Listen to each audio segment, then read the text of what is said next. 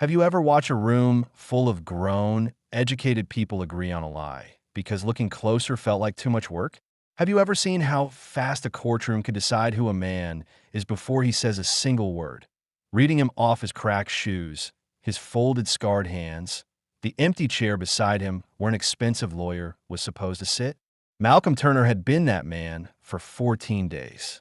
14 days of 12 strangers studying him like a stain on a nice carpet. And on the 15th day, the day the state of Ohio planned to take 15 years of his life and hand them to a filing cabinet, a 10-year-old boy in a clip-on tie stood up in the third row of the gallery, raised his hand the exact way his teacher had taught him to in class, and asked the judge if he could please ask one question. The bailiff moved to sit him back down. The prosecutor almost smiled. And in the 90 seconds that followed, that one small question would turn a guilty verdict into the most expensive mistake that courthouse had made in 30 years. Stay with me, because you're going to want to be there when the room finds out. Let me take you back, because a story like this does not start in a courtroom. It starts in the dark, at 4 in the morning, in a kitchen that smelled like instant coffee and burnt toast. Malcolm Turner was 44 years old. He worked nights and part of most mornings as a custodian.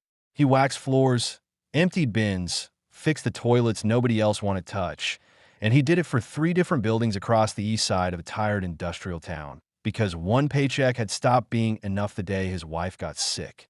He drove a hatchback with a rusted quarter panel and a heater that only worked if you hit the dash in the right spot. His coat was clean, but the cuffs had gone shiny with age. His boots were the kind that get resoled until there is nothing left to resole. People saw the boots and the coat and the tired eyes, and they filled in the rest. They always did. There was one more thing people noticed about Malcolm Turner, though most were too polite to say it out loud. His left eye did not move quite right. It sat a half beat behind the other one, and under certain lights, it did not catch the shine the way a living eye does because it was not a living eye. It was glass. He had lost the real one 11 years earlier at a stamping plant, when a high-pressure line let go and a coworker named Meade froze in the path of it. Malcolm did not freeze. Malcolm shoved the younger man clear and took the shrapnel across his own face. Meade walked away with a story. Malcolm walked away with a prosthetic and a settlement so small it was almost an insult. He never talked about it. If you asked, he would say only that he would do it again, and then he would change the subject to the weather. Remember the eye. The whole world turned on that eye, and only one person in this entire story ever bothered to look at it closely. That person was Isaiah, Malcolm's son, 10 years old, all elbows and questions, with his mother's eyes and his father's stubborn jaw. Isaiah believed 3 things with his whole heart. He believed his father was the smartest man alive, even though his father had never finished high school. He believed that rules, real rules, the kind written in books, were supposed to protect people like them. And he believed that if you paid close enough attention to something, you could understand it, no matter how big or how complicated it looked from the outside. 2 of those 3 beliefs were about to be tested in a room full of adults who had stopped believing any of them years ago. Isaiah's mother, Renee, had died 3 winters before this story begins. Cancer, the fast and merciless kind, the kind that gives a family 6 months when they were promised years. She had been the reader in the house, the one with the library card worn soft at the corners, the one who used to tell Isaiah that a question asked out loud was braver than an answer kept quiet. After she was gone, it was just the 2 of them, a father who worked in the dark so his son could sleep in the light, and a boy who learned to help. Isaiah learned to make eggs. He learned to sign his own school forms in a careful, forged little cursive. And he learned, without ever being asked, to hand his father the small case of cleaning solution and the soft cloth every night, because a glass eye needs care, and a proud man will not ask a child for help unless the child simply starts helping before he can refuse. Of all the people who would ever look at Malcolm Turner, his son was the only one who had spent 3 years learning that eye by heart. Now here is how a good man ends up in a cage. On a Thursday night in October, a little after 11, a man walked into a corner store on Delph Avenue, 3 miles from Malcolm's apartment. He wore a dark hooded sweatshirt with a hood cinched tight and a bandana pulled up over his nose. He had a small chrome pistol, and he held it in his left hand. He pointed it at the clerk, a woman named Carol Meade, and he told her to empty the register and the cigarette drawer. She did. He took a little under $400, a carton of menthols, and, from the lock case behind her, 2 bottles of prescription painkillers. Then he cracked Carol across the temple with the barrel hard enough to drop her, and he was gone into the rain before the bell over the door finished ringing. Carol Meade survived. 7 stitches, and a concussion, and a fear of the dark that would follow her for years. She got a good look, she said. She would never forget those eyes, she said. She looked that man dead in the eyes, she said, and she would know them anywhere. Hold on to that sentence, too. She looked him dead in the eyes. 3 days later, a detective named Ray Coyle put together a photo array. Malcolm Turner's face was in it, because Malcolm's face was in the county system, and Malcolm's face was in the county system for the crime of having been pulled over 8 years earlier for a broken taillight. And then, when he asked why he was being asked to step out of the car for being what the report called uncooperative. No charge, no conviction, just a photograph in a database, waiting. Carol Meade looked at 6 faces on a table. She hovered. She was not sure. The detective, who was tired and who had a captain breathing down his neck about a string of store robberies, tapped the table near Malcolm's photo, just once, the way a man does when he's helping you find the answer he already wants. "Number 4 looks familiar, doesn't he?" said. And Carol Meade, who wanted so badly to feel safe again, said yes. "Number 4. That's him. I'm sure." She was not sure, but by the time the ink dried on her statement, she had told herself she was, because certainty is a warm blanket and doubt is a cold floor, and she had been cold and afraid for 3 days. They arrested Malcolm on his own porch on a Saturday morning while Isaiah watched from the doorway in his socks. Malcolm did not run. Malcolm did not raise his voice. He asked the officers, calm as a closed door, if he could put on his shoes and tell his boy where he was going. They let him. He crouched down to Isaiah's level, put both hands on the boy's shoulders, and told him that a mistake had been made, that mistakes get fixed, that he should go next door to Mrs. Ferris and do his homework and not be scared. That a man he had never met put metal on his wrists and folded him into the back of a car. And Isaiah Turner stood on the porch and understood, for the first time in his short life, that being innocent and being safe were not the same thing. Malcolm could not make bail. Bail was set at $75,000, and Malcolm Turner did not have $7,500, let alone the 10% a bondsman wanted. So he waited for his trial in a county jail, in a beige jumpsuit, in a cell that smelled like bleach and other men's despair. And the wheels of the system, which move fast when they're grinding a poor man down and slow as glaciers when he needs them to hurry, began to turn. He was assigned a public defender. Understand, this is not a villain in our story. Doug Riley was a decent man drowning in 140 open cases, a man who met most of his clients for the first time in the hallway outside the courtroom, folder in one hand, cold coffee in the other. He met Malcolm for 11 minutes before the first hearing. He believed Malcolm was probably innocent in the vague, exhausted way you believe a lot of things you do not have the hours to prove. And he told Malcolm the truth as he saw it, which was that the eyewitness was a problem, that juries love a scared woman pointing a finger, and that Malcolm should think hard about any deal the state might offer. Malcolm told him there would be no deal because he had done nothing, and a man does not confess to a lie to make his life easier. Doug Riley wrote that down, and he meant to do more, and then 3 other clients had emergencies, and the days got away from him the way days do. Here is the part that should have ended it before it started. On the night of the robbery, at 11 o'clock, Malcolm Turner was mopping the second-floor corridor of the Hamilton County Courthouse, the very building. He cleaned it 4 nights a week. He had swiped his key fob at the service entrance at 9:52 that evening, and the electronic log recorded it, and there was a camera at that entrance, and the robbery 3 miles away happened at 11:06, according to the store's own register timestamp. A man cannot be mopping a marble hallway downtown and pistol whipping a clerk across town in the same minute. The alibi was not a story. It was a timestamp and a swipe of plastic and a security camera sitting in a building's records, waiting for someone to pull it. Nobody pulled it in time. The subpoena for the courthouse access logs got filed late, then got lost in the facility's office, then got tangled in a question of which contractor actually held the records, because Malcolm worked for a cleaning company that worked for a management company that worked for the county. The one document that could have freed a man on day one sat inside a wall of paperwork, and the trial started before anyone climbed over that wall. So the state told its story, and it was a clean, simple, satisfying story, the kind juries love. A career criminal, they implied without quite saying, a big, quiet man from a rough part of town walked into a store and hurt a woman for $400 and some pills. And here is the woman, and here is her finger. And look at him. Just look at him. They looked at him.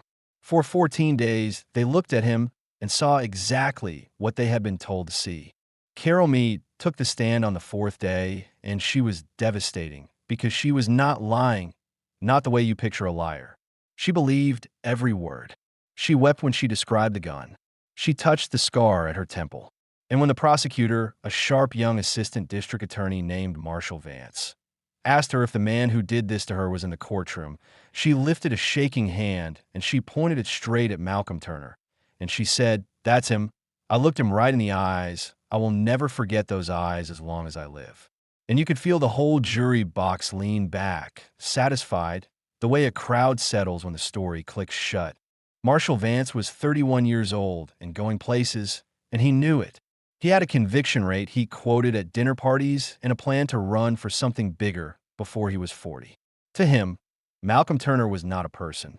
Malcolm Turner was a number on a board, a win, a rung on a ladder. Vance never once, in 14 days, asked himself whether the man at the defense table might actually be innocent, because that question had no place in his plan. He was not cruel the way the bank manager or the CEO in other stories are cruel. He was something quieter and, in its way, worse. He simply did not care. The truth was not his job. The conviction was his job. Isaiah came to every single day of that trial. Everyone. Mrs. Ferris walked him in the mornings, and he sat in the third row of the gallery in a button-up shirt. He ironed himself, badly, and he watched. He did not fidget.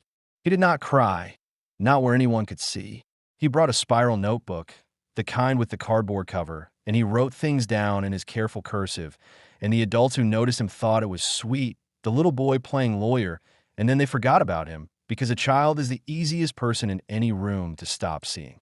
But Isaiah was not playing. Isaiah was doing the one thing his mother taught him, and the one thing his father lived by. He was paying attention.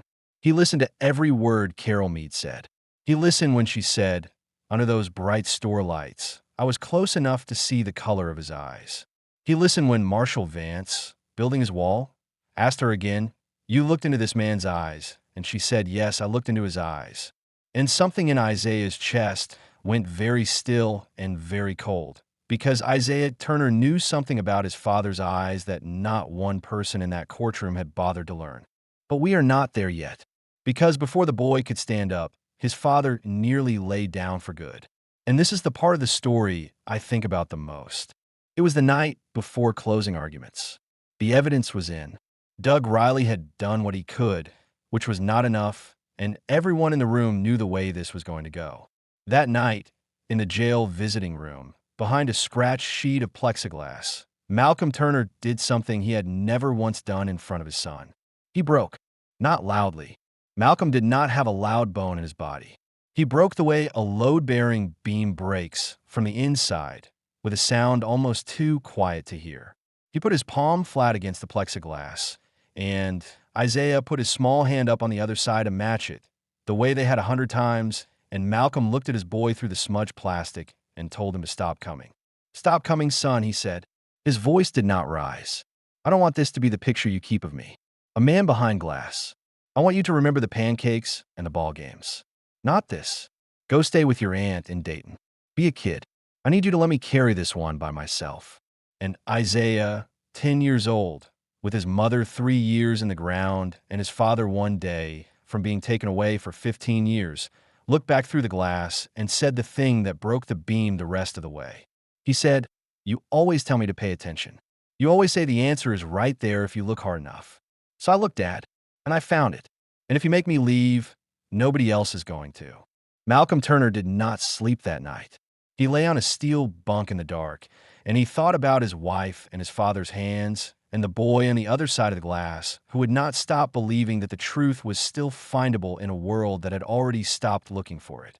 And somewhere in that long night, he made a decision that had nothing to do with hope, because he had run out of hope and everything to do with love. He decided he would let his son ask his question. Whatever it was, he would give the boy that.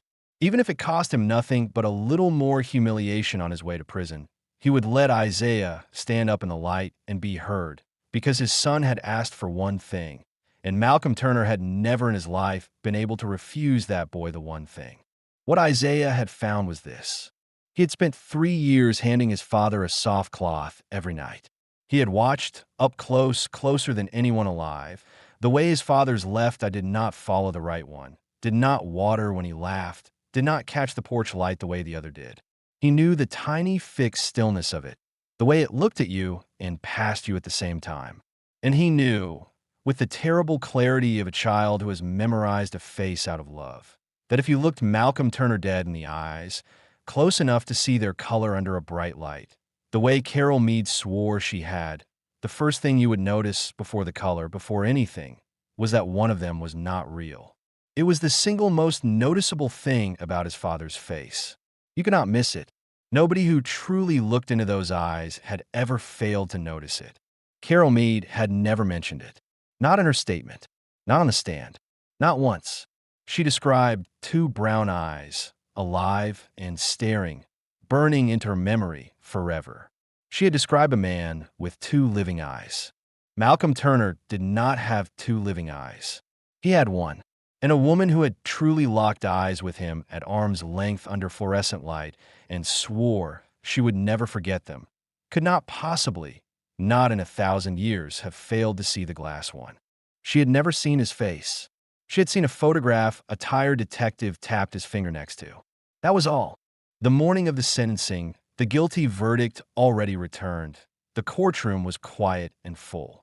Judge Eleanor Hayes, 63 years old, 29 years on the bench, a woman with reading glasses on a beaded chain and a reputation for running her courtroom like a church, was preparing to pronounce a sentence in the range everyone expected. 12 to 15 years. Marshall Vance sat with the loose confidence of a man about to add another number to his board. Doug Riley sat with the gray tiredness of a man about to lose one more he could not save. Malcolm Turner sat in his worn suit, his hands folded, his glass eye still, and he was ready. And in the third row, a 10-year-old boy in a clip-on tie stood up and raised his hand. The bailiff, a big, soft-spoken man named Officer Doyle, stepped toward him to sit him back down, a hand already half raised. Marshall Vance looked over and let out a small breath through his nose, almost a laugh, and glanced at the judge as if to say, "Do you see what I have to work with?" But Judge Eleanor Hayes did not laugh. Judge Hayes had spent 29 years watching adults perform certainty in her courtroom, and there was something in the absolute stillness of this small boy, in the way he was not crying, not shaking, just standing there with his hand up and his jaw set exactly like the man at the defense table, that made her raise one finger and stop her own bailiff in his tracks. "Young man," she said, "this is not how a courtroom works. You know that." "I know, Your Honor," Isaiah said. His voice was clear, and it did not wobble. "My mom told me a question you ask out loud is braver than an answer you keep quiet. I have one question. If it doesn't matter, you can send me back to my seat and give my dad his 15 years. But please let me ask it first." Marshall Vance was on his feet. "Your Honor, this is theater, the defendant's own family staging a stunt. I have to object." And Judge Hayes, who did not take her eyes off the boy, said the words that changed everything. She said, "Overruled. Sit down, Mr. Vance. In 29 years, I have never once been harmed by a question. Go ahead, son. One question."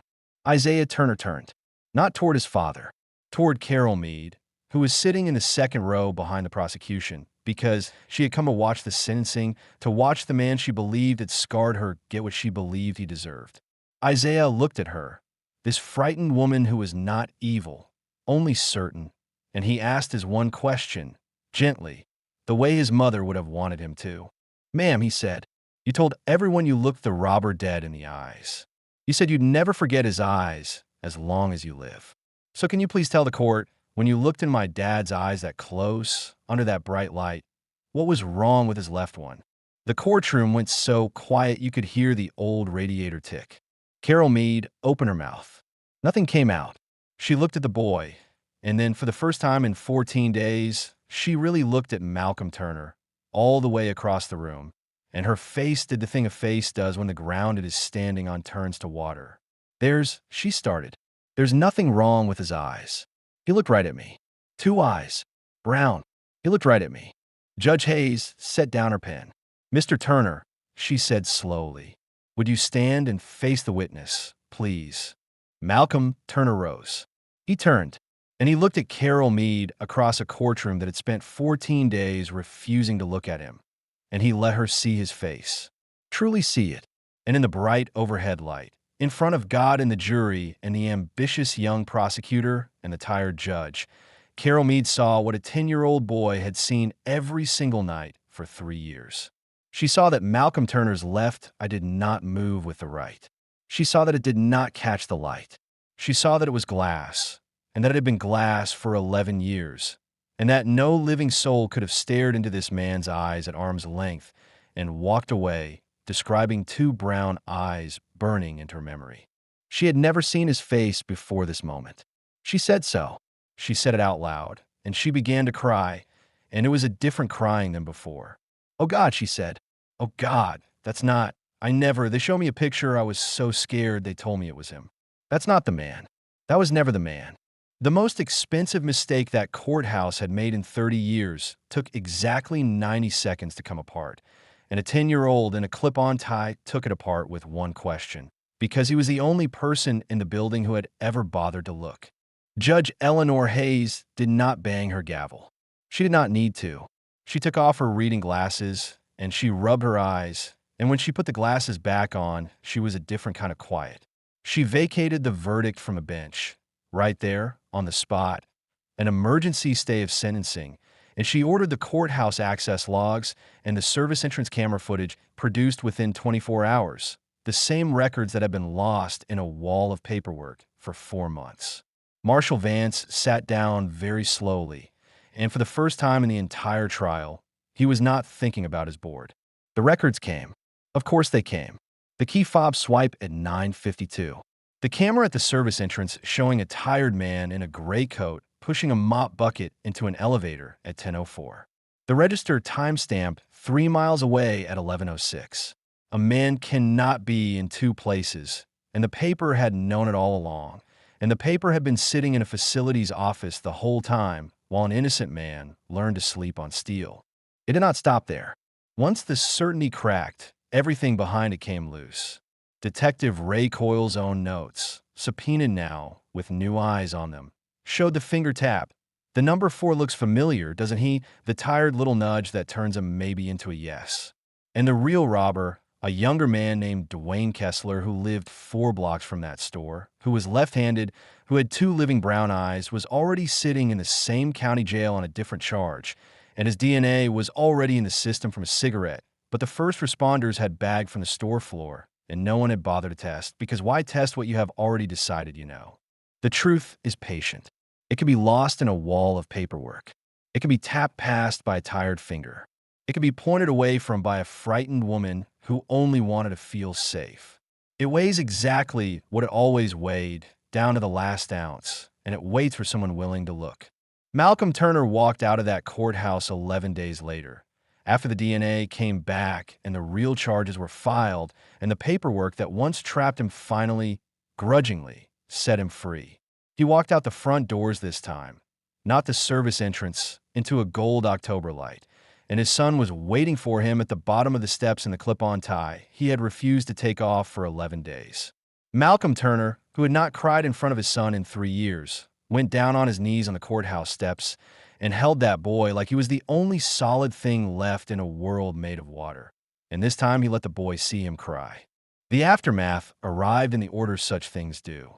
The county settled a wrongful conviction claim, and Malcolm did not have to work 3 jobs anymore, though he kept one of them, the courthouse, because he said the floors did not clean themselves, and he liked knowing the building a little better than the building liked knowing him. Carol Meade, who was never a villain, wrote Malcolm a letter by hand, and Malcolm wrote her back, and what passed between them is theirs and not ours.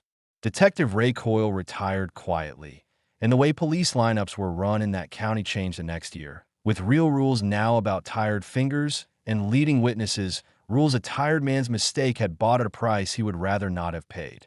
Dwayne Kessler was charged with the robbery he had actually committed, and Marshall Vance, the ambitious young prosecutor who never once asked whether the man at the table might be innocent.